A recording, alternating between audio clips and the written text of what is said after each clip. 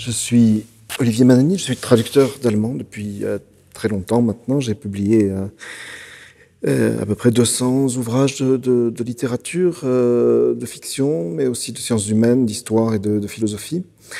Et je suis depuis 2012 maintenant directeur d'une école de traduction à Paris qui s'appelle l'École de traduction littéraire, qui tourne autour des thèmes que nous abordons aujourd'hui. Elle accueille des traducteurs qui pratiquent et qui parlent souvent toutes les langues, qui travaillent ensemble, et qu'il n'est pas question pour nous de ne faire travailler une semaine que les traducteurs d'allemand, une autre que les traducteurs du malayalam, par exemple, pour prendre un exemple que nous avons aussi.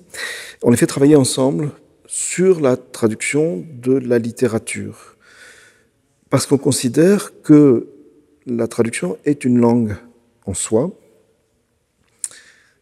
ou plus exactement, la langue qui permet de tenter de faire passer une langue dans une autre à travers, non pas des mots, mais à travers l'œuvre d'auteur.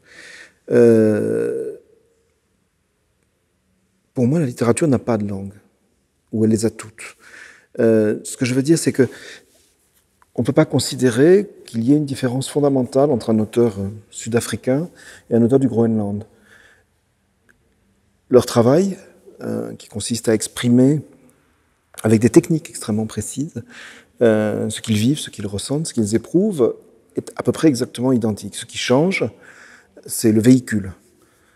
Le véhicule joue naturellement un sens, parce que vous ne vous exprimez pas du tout, par exemple, de la même manière en chinois et en allemand. La notion des temps, la notion des personnes n'est absolument pas la même. La traduction, son rôle, c'est de faire les ponts entre tout ça. De tenter, par exemple, ce que je fais de temps en temps quand je fais des stages à l'étranger, d'expliquer comment fonctionne la temporalité d'une phrase de Flaubert, qui joue avec des temps de manière assez irrégulière, dans une langue comme le chinois, qui n'a pas, comme nous, de moyens techniques faciles pour exprimer les temps. Et donc, comment le passage d'un imparfait à un passé simple en français peut se rendre en chinois.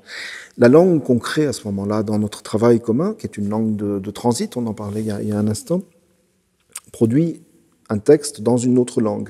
Il n'empêche que le résultat, la traduction, reste dans une langue tout à fait spécifique. On n'a pas une langue, un texte chinois qui est traduit en français n'est pas un texte français. Voilà.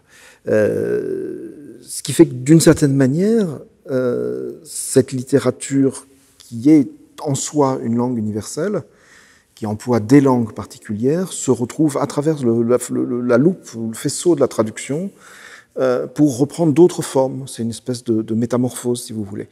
Mais fondamentalement, le travail du traducteur, c'est précisément pas d'aller d'une langue à une autre, c'est de faire passer ce qu'il y a dans l'une, au plus profond d'elle-même, vers autre chose.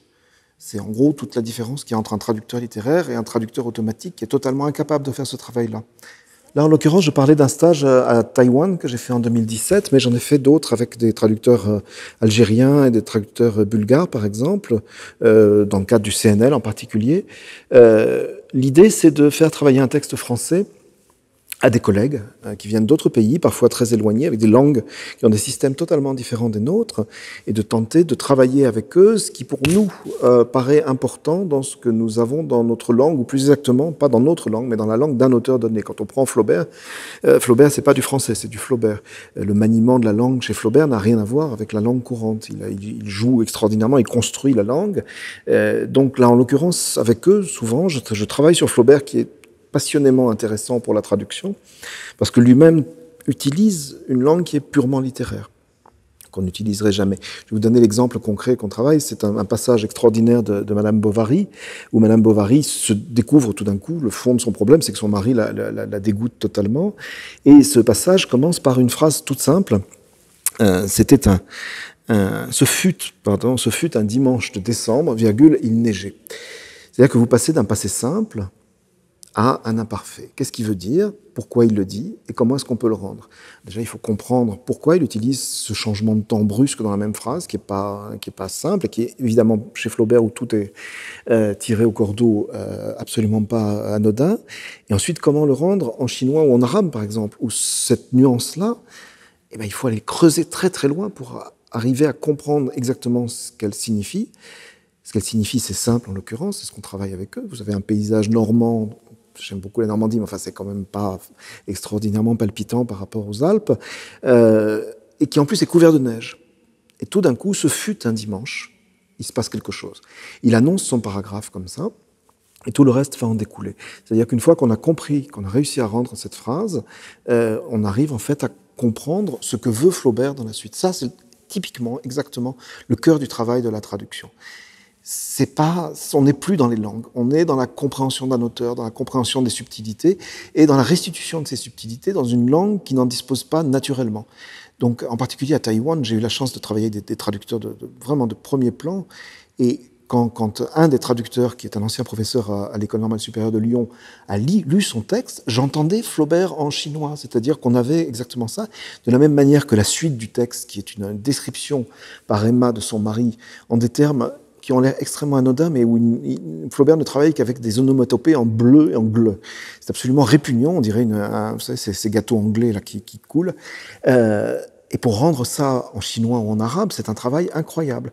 Mais quand mes collègues algériens m'ont lu leur texte en arabe, c'était extraordinaire. C'est-à-dire qu'on avait vraiment l'impression que Emma passait son mari à la râpe à fromage. C'est-à-dire qu'il avait remplacé tous ses onomatopées en guttural par des onomatopées qui étaient extrêmement racleuses, presque violentes, et on avait à peu près un effet identique, et en tout cas pour eux c'était identique, c'est-à-dire qu'ils avaient vraiment le comble du mépris exprimé seulement par les sons.